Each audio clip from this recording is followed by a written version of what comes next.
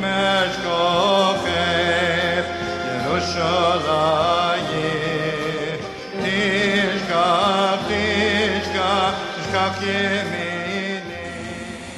cours que nous allons faire maintenant sur la paracha de Shmini est de comprendre, selon l'enseignement du Harizal, pour ceux qui l'ont déjà suivi, que s'est-il passé? Pourquoi fallait-il que Moshe Rabbeinu, pendant 7 jours, forme le Mishkan, le défasse, fasse le service de Aaron? Quel est le sens de ces... Et d'ailleurs, la paracha de Shmini nous parle du jour qui vient après les 7 jours de Moshe Rabbeinu, voyez, Bayom Shmini, et à ce moment-là, il va lui habiller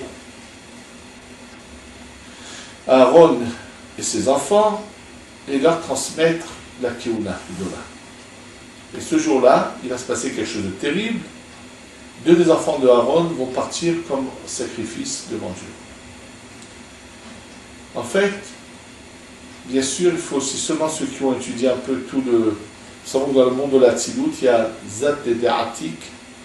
Alors, Atik, c'est la malchoute de Akudim qui rentre dans le Olam Tzilut, mais pas toute la malchoute de Akudim, que Zat des malchoutes de Akudim, donc Zat de Atik, qui est Neshama dans le Partsouf Arich. Maintenant, pour bien comprendre ce que je voudrais vous dire tout de suite, il faut se rappeler qu'on a 2 Hidraot. On a Hydra Rabba et Hydra Zuta.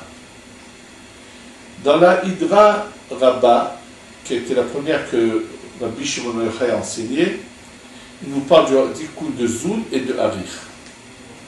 Bien sûr, de Harich à Zun, ça passe par Abba Ve'ima.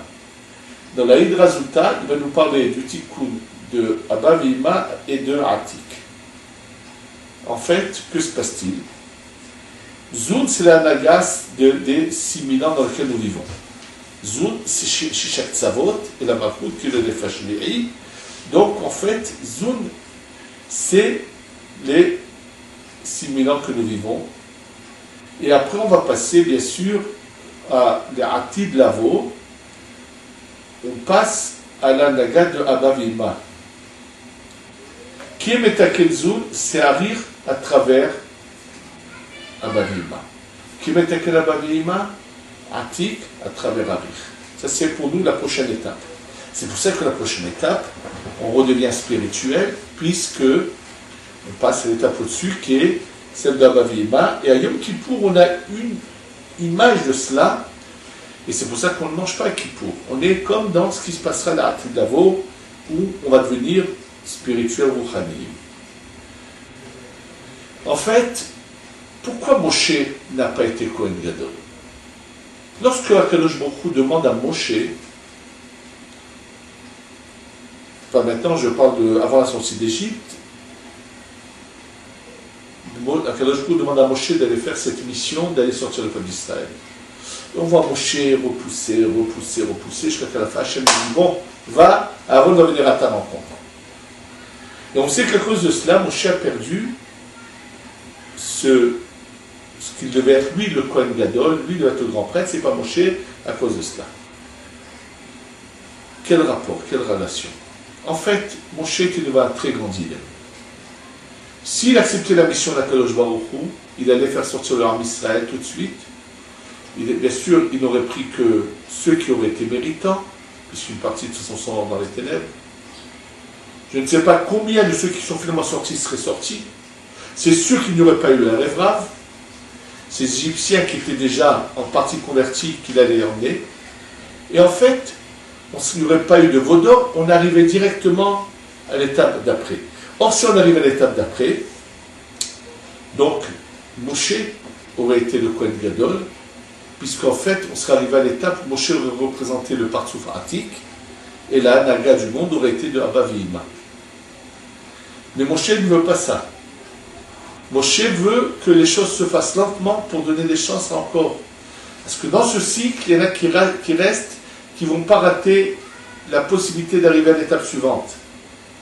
Et c'est pour ça qu'il repousse et repousse. Hachem dit dans ce cas-là, sache une chose. Ce que tu veux faire va se faire. Mais ce ne sera pas toi qui pourras être le Kohen Gadol. Toi, tu es Prinat Atik, tu ne peux pas être le Kohen Gadol. Ce sera Aaron qui va être Prinat Arir. Or, ce qu'on vient de le dire, quand est-ce que Moshe, pendant les 7 jours de Moshe, sont quand? Pendant les mois d'hiver. Les mois d'hiver, c'est Prinat Ma. Donc en fait, c'est Prinat Atik qui est au-dessus de Arir, qui va s'appeler Ben, qui est Arir, les Gabé Atik, qui s'appelle Ma. Et c'est pour ça que les 7 jours de Milouim, Zad et Atik, sont depuis Kavrimel Hadar jusqu'à la fin de Hadar.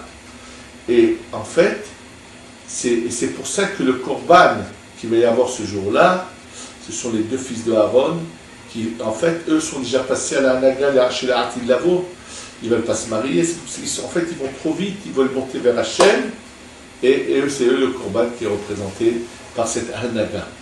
Aussi qu'on a quelque chose de semblable, c'est effectivement dans la Hidara, où dans la première Hidara, il y en a 3 qui vont quitter ce monde, et dans la deuxième Hidara, c'est Rabbi Shmuel Yochai, qui va passer directement à cette étape d'en haut. C'est pour ça que le mot il révèle la Nagal Atid Lavo, il quitte ce monde aussi.